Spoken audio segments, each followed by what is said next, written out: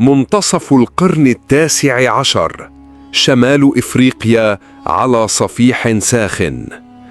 الجزائر التي قاومت الغزو الفرنسي بشراسة منذ 1830 سقطت مدنها الواحدة تلو الأخرى، لكن في الجبال والسهول لم تخمد شعلة المقاومة. رجل واحد، عبد القادر الجزائري، صار رمزاً للجهاد. وفي المغرب السلطان مولاي عبد الرحمن لم يرضى أن يرى جاره يقاتل وحده، فتح أبواب بلاده وقدم الدعم ورفض أن يسلمه للفرنسيين.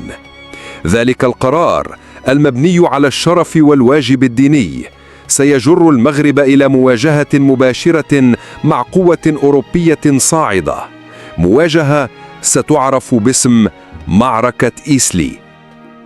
منذ 1832 بايعت القبائل الجزائرية الأمير عبد القادر قائداً لها.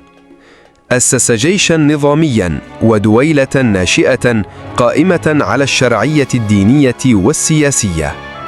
لكن فرنسا التي جندت عشرات الآلاف من الجنود أرهقته بالحملات المتكررة.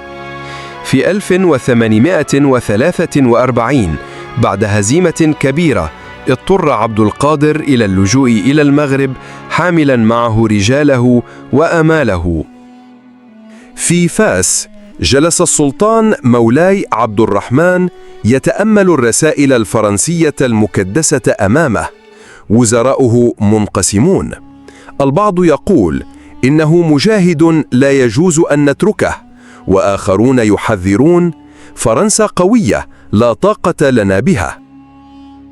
السلطان رفع رأسه وقال: لا أستطيع أن أسلم رجلاً جاءني مستجيراً. إن فعلت سأخون ديني وسأخون التاريخ. لكن في باريس كان الغضب يتصاعد. اعتبرت فرنسا أن المغرب يتدخل في شؤونها الاستعمارية. قررت أن الوقت قد حان لإرسال رسالة عسكرية لا تقبل الجدل. مع بداية صيف 1844 أعلن السلطان التعبئة العامة. من قبائل الشرق والغرب توافدت الجموع، فرسان بجلابيب بيضاء يحملون البنادق القديمة والسيوف الطويلة، يتقدمون بخيول عربية أصيلة. في السهول قرب وجدة نصبت الخيام ودوت طبول الحرب. في إحدى الليالي جلس السلطان داخل خيمته يستمع إلى أصوات التكبير من معسكره. ابتسم للحظة ثم همس لنفسه: قلبي مع هؤلاء الرجال، لكن خوفي عليهم أشد من خوفي على نفسي. كان يدرك أن حماستهم عظيمة، لكن أسلحتهم تقليدية، وخصمهم يملك المدافع والبارود الحديث. في المعسكر المقابل كان المشهد مختلفاً تماماً. الجنرال توماس روبرت بوجو حاكم الجزائر العام جاء بجيش نظامي مدرب، آلاف الجنود مصطفين في خطوط دقيقة، مدافع ميدانية تلمع تحت الشمس، وبنادق حديثة أسرع وأدق من بنادق المغاربة. في خيمته وقف بوجو أمام خريطة لشمال إفريقيا، أدار نظره نحو وادي إيسلي وقال لمساعده: لسنا هنا فقط لمواجهة سلطان المغرب، نحن نواجه تاريخاً بأكمله. إن فشلنا ستضحك أوروبا علينا، وإن نجحنا ستنحني شمال إفريقيا أمام فرنسا. كان يعلم أن البرلمان في باريس يراقبه، وأن أي فشل قد ينهي مسيرته. لذلك كان النصر بالنسبة له ليس خياراً بل ضرورة. صبيحة 14 من أوت 1844 غط ضباب خفيف وادي إسلي قرب وجدة. على الضفة المغربية عشرات الآلاف من الفرسان مصطفين يحملون الأعلام الحمراء والخضراء، أصواب التكبير تهز المكان. على الضفة الأخرى الجيش الفرنسي أصغر عدداً لكنه أكثر تنظيماً. مع أول ضوء للشمس رفع السلطان يده وصاح: الله أكبر! فانطلقت جموع الفرسان كالعاصفة. لكن في اللحظة الحاسمة دوت المدافع الفرنسية، القذائف اخترقت الصفوف الأولى وارتفعت سحب الدخان والغبار. الأرض اهتزت تحت وقع القذائف والخيول تناثرت جثثاً. من خيمته نظر السلطان بقلق وقال: اللهم انصر ديننا.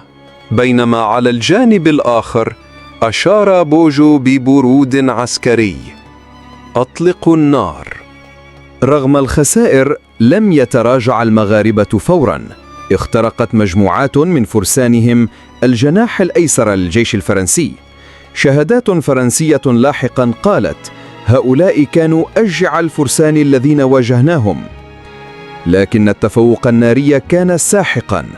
كل محاولة هجوم كانت تنتهي بمزيد من القتلى. بين أزيز الرصاص ودوي المدافع بدأت الفوضى تنتشر بين صفوف المغاربة.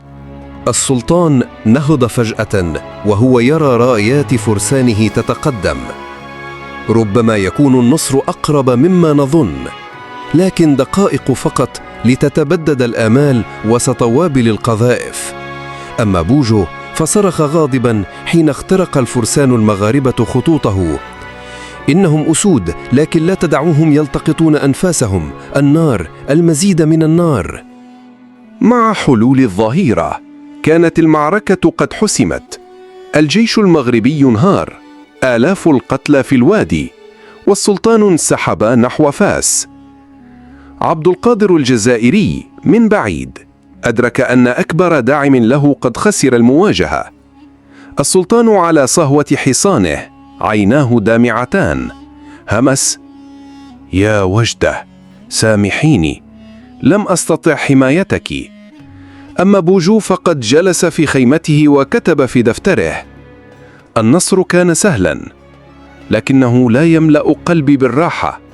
لقد أشعلنا نارا لن تنطفئ قريبا.